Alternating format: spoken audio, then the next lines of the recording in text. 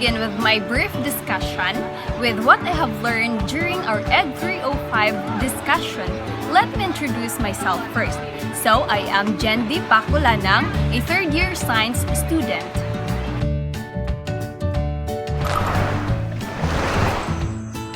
So, a rubric is a scoring guide that includes a scale that spans different levels of competency.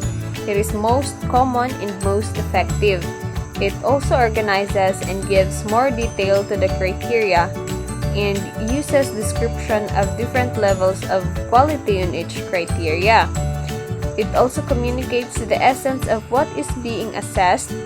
The goal is to communicate standards based on the judgment. So let's see the examples of rubrics.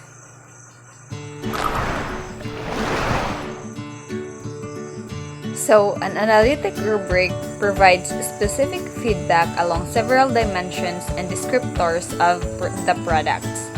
It also breaks the objective into component parts. Each portion is scored independently using a rating scale. The final score is made up of adding each component's every parts. An example of an analytic rubric.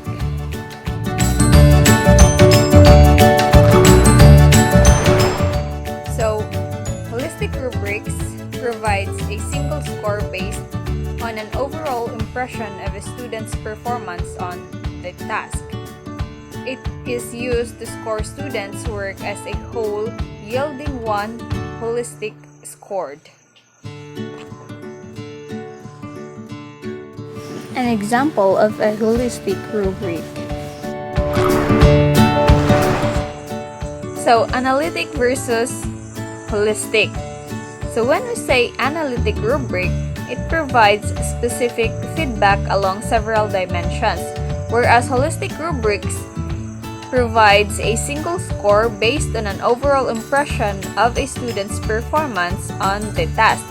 So the advantages of holistic and analytic rubrics are: holistic, it is quick scoring, provides overview of students' achievement, while analytic, it is more detailed feedback, scoring more consistent across students and graders.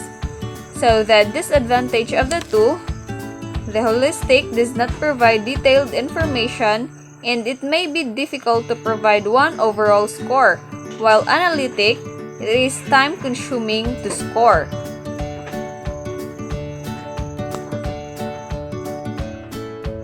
So the advantage of analytic rubric, it provides better diagnostic information and feedback.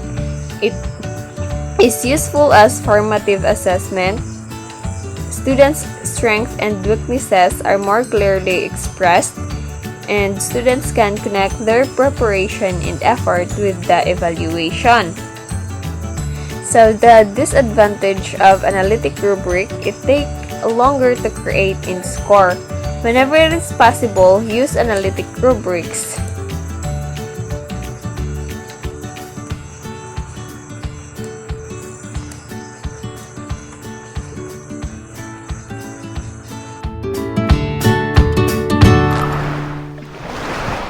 Ways in developing a rubrics.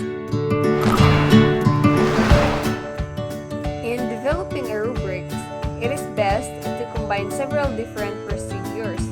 So first, gather performance samples and determine the distinguishing characteristics.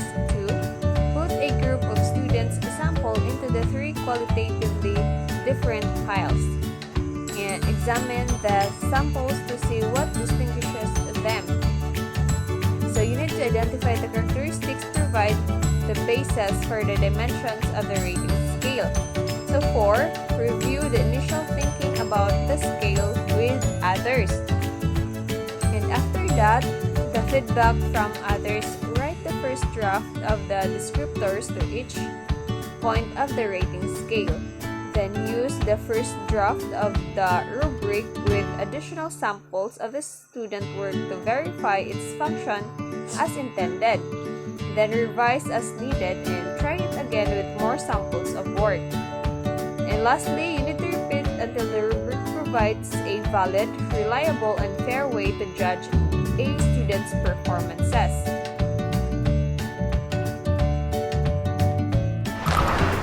I hope you learned something while having fun.